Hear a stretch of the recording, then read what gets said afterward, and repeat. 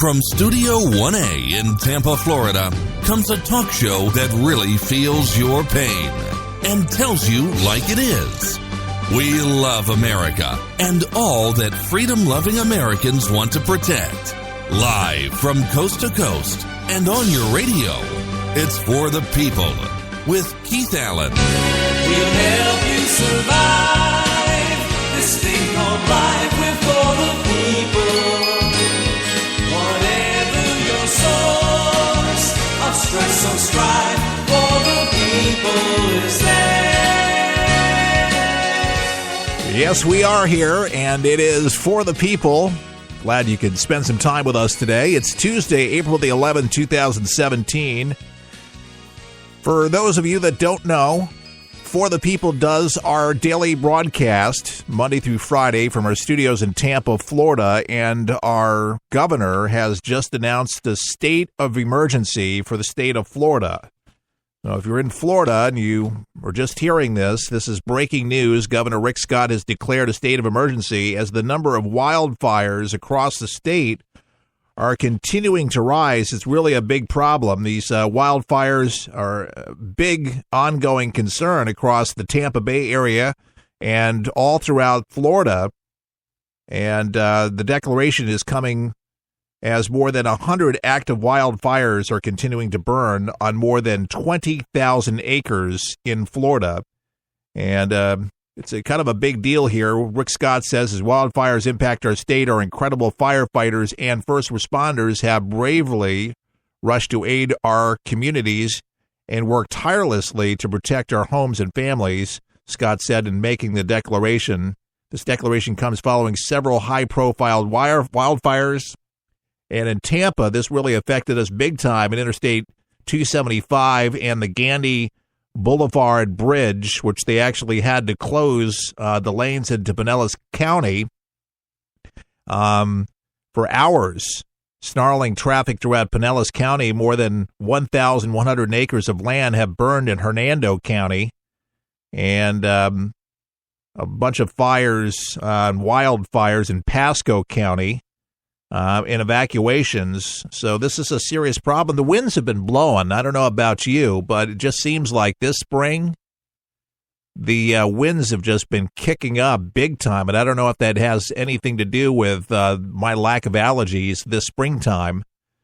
Maybe because the pollen just kind of sits around, but I thought blowing, you'd probably have more of the issue. But wildfires, things dry out. But that's the biggest problem here with these outdoor conditions, very ripe for wildfires. So if you're in a woodsy area or near a woodsy area, you need to be very careful. According to the National Weather Service, the Tampa Bay area is in for a string of mostly rain-free days over the coming week. And this Thursday brings a few drops of rain, but not anything to speak of. So under a state of emergency now. For the state of Florida. So be careful. Wildfires, if you're out and about, you can get stuck in them. I remember back in the early 90s, I-10 going into Jacksonville. What a mess there. We're talking thousands and thousands of charred forest, and that smoke traveled hundreds of miles. And, man, this stuff, it's tough to breathe. I was in northern Florida up at the Telford Hotel in White Springs when those fires were going on. And, I mean, you had to have something over your mouth, a gas mask or something to breathe. But, man, this stuff went on for weeks and weeks and weeks. But we're battling it here in Florida. We have a guest coming up at 30 past the hour. And this guy is absolutely amazing. I got to tell you, Ford Taylor, he heads up a company called Transformational Leadership executive team, and he's built many companies in the past. You may remember the sports company, the small company that grew to the publicly traded Brazos Sports Corporation. And it was a few small individual investors to a $300 million operation. And Ford goes all over the country talking with business executives from Fortune 500 companies to smaller companies, you name it. But he's going to talk to us about fixing America's leadership crisis. He says leaders are more worried about how others view them than they are about the people that they lead, and why transparency is missing in politics today, and how to fix it, how to lead through transparency, your own junk transparency. He says he gives credibility, and how simply changing your thoughts can change the future. Truth does not have an agenda, he says, and is the system more important than the people within it? So we're going to pick his brain and get into all the wonderful things he's been doing. And after he left Brazos and developed a training and coaching system called Transformational Leadership, he's helping transform the culture, literally, of companies worldwide, from small to privately owned firms to Fortune 100 companies like, you may have heard Georgia Pacific. Have you heard that one? AT&T. How about GE, Gillette, Hilton, Sheraton, Weston, SunTrust Bank, Humana Healthcare, Holiday Inn, Nestle, H&R Block Mortgage. We got Bank of America, Procter & Gamble, PepsiCo, Taco Bell, Pizza Hut, Citicorp. I could actually go on. Exactly. Ford Taylor is going to be a superb guest. So if you are in business, thinking about going into business, you'll want to stay tuned for this. Or if you're just looking for some real motivation all the way around, transformational style, this guy is first class. Newt Gingrich, this guy was probably the smartest guy on stage. Knows Washington inside and out. The guy's, very, very intelligent. Maybe you don't believe in all his politics and all that, but he has some very interesting things to say. 3 critical things, as a matter of fact, everyone, he says, needs to know about Trump's Syria attacks. He says there are some fascinating parallels between President Trump's decisive but low-key military response to the Syrian chemical attacks and President Reagan's equally divisive but low-key response to provocation by Libya in 1981. He says in both cases, a conservative Republican had replaced a weak liberal Democrat. Very interesting point. He says in both cases, the liberal Democrat had talked a lot about moral power and key values, but had been very unwilling to use the military. In both cases, the military was left underfunded, under strength, undercapitalized, so the incoming president had to advocate for a substantial military buildup. In President Reagan's case, the Libyan dictator, Gaddafi, had declared the Gulf of Sidri, Libya territory, and had teamed the line of the entrance into the Gulf as the line of death. And Libyan fighters had fired on American reconnaissance planes in 1980, but President Carter had not responded to the challenge. President Reagan wanted low-cost way of showing that America was a tougher, more aggressive country, and he asked the Navy what would happen if we deliberately crossed the line of death at the Libyans as they challenged us. And the Navy assured him that they could handle the obsolete Libyan equipped with minimal risk. And as a result, President Reagan authorized a large battle group, including 2 nuclear-powered carriers. And on August 19th, some of you remember some of this stuff. Where were you August 19th, 1981? You remember 2 United States Navy F-14s? They shot down 2 Libyan aircraft for no losses. And as a sign of new calm, steady American approach, President Reagan told the press, he says, if our planes were shot down, yes, they'd wake me up right away. The others, fellows, were shot down. Why wake me up? In one decisive, understated fight, President Reagan sent the Kremlin a signal that a new, tougher, and more risk-taking American government was now prepared to challenge their efforts to control the world.